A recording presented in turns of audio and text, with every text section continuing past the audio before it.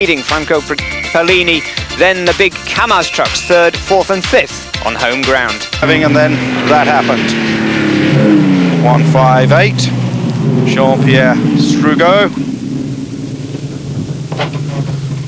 46-year-old company director, fell into that ditch, which is so difficult to see.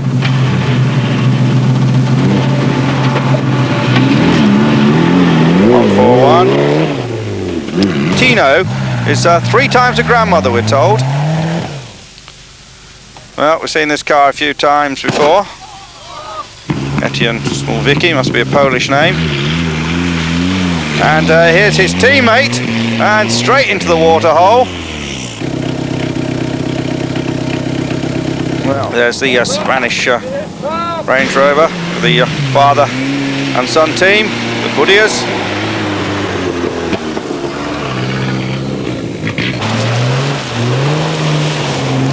Henri Gournay, another one that gets stuck with it.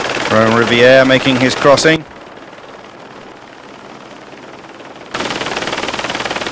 A little bit of steam off the exhaust.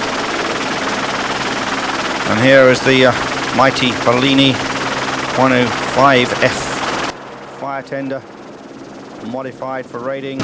We told you yesterday that PERLINI had stopped. We haven't had information on why, and he dropped back to 7th in the truck section, made up a couple of places today, in fact, lying now 28th overall. Francesco PERLINI, there you see the turbochargers on the big Detroit diesel, 1st in the truck, 16th overall, carrying the colours of the Rothmans Mitsubishi team, but carrying just a few light spares for them. And 2nd of the 2 PERLINIs.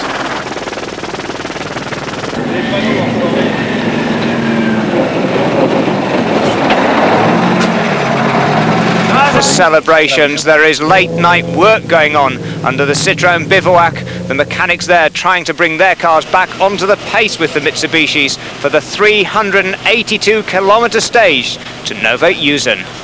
The water even pumped into the spruce up, have a clean-up before setting off on special stage 7.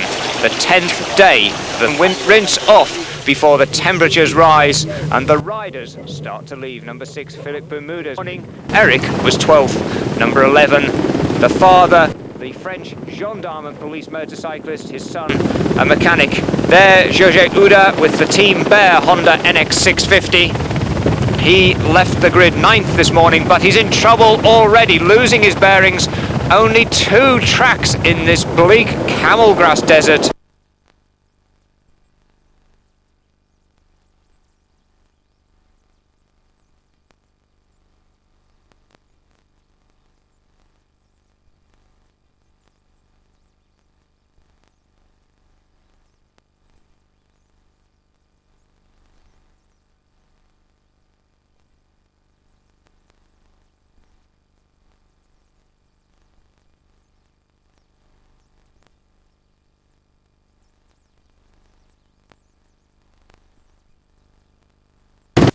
The steppes of Kazakhstan. It's almost like Arizona or Utah, even down to the Salt Lakes. It's almost a lunar landscape. You could be on another planet, except for the fact that just around the corner is car 101, Jean-Pierre Fontenay, co-driven by Bruno Masmara, 7th overall in the more standard looking, the Mitsubishi behind Bruno Sabi. And here on Screen Sport we bring you some of the most spectacular trucking action we have ever seen. 110 miles an hour across the steppes, but ahead of them a washout. Just watch this for trucking action.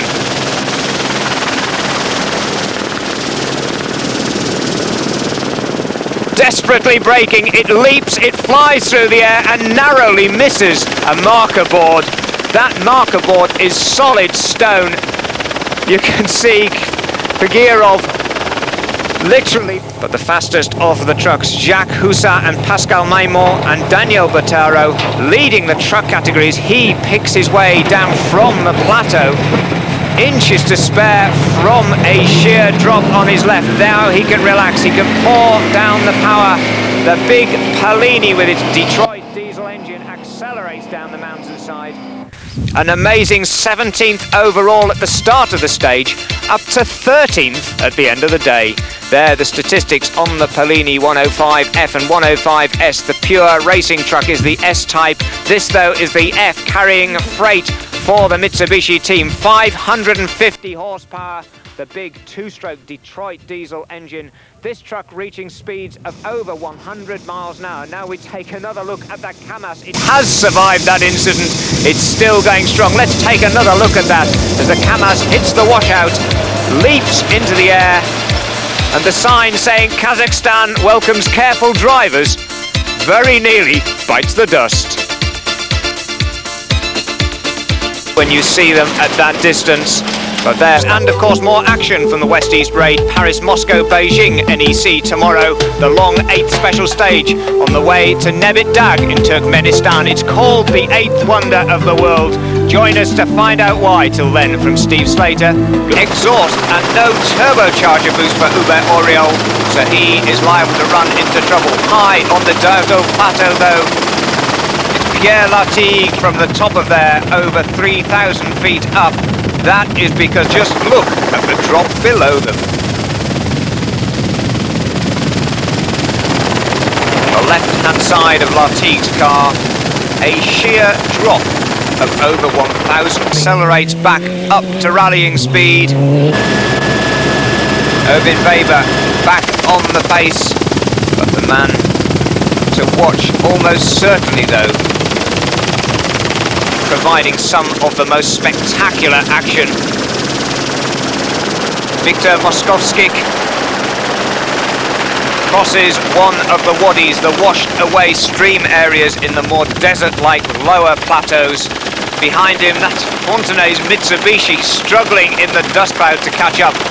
Behind Fontenay, there's Francesco Perlini, 14th overall today, again in that big 12-ton Perlini truck. 597 open spaces of the Karakum, the black desert of Turkmenistan. It's said to be tougher than the Tenere Desert in the southern Sahara, and this 528-kilometre special stage across the Perlini that has been so spectacular. Another crew which arrived late last night. Now they've got a puncture. There you see the notice. Another vehicle charging hard. That's Sugawara in his little Hino, truck 309. Escape as the competitors head on to the finish line at Dalvatsa. Only a few hundred miles from the Arabian. Jacques Hussard in the Perlini still thundering on, but watch this for a big jump. And to match the big jump of the Perlini, how about this? Power sliding a 12-ton truck.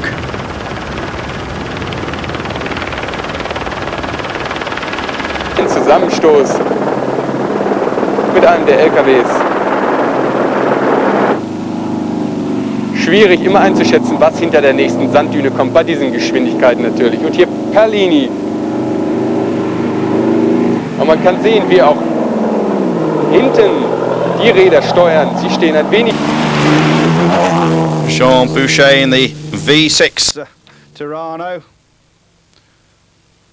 Jean Boucher, 43-year-old doctor. Here's Alex Nikonenko, best of the Russians in that little 660 and a bit of a traffic jam here in the desert with Rolf Meyer trying to get past Edward Pelichet. Indeed, he does so successfully. As you see, really is quite a traffic jam there. One of the big V12 Tatras following. And just caught a sight there of one of the two. And here, Francesco Perlini. And Jean-Jacques Ratet says, move over, I want to come through, and very nearly gets pushed into the sand dune. He squeezes past, finally, and Perlini lets him go. Can place T1 machine.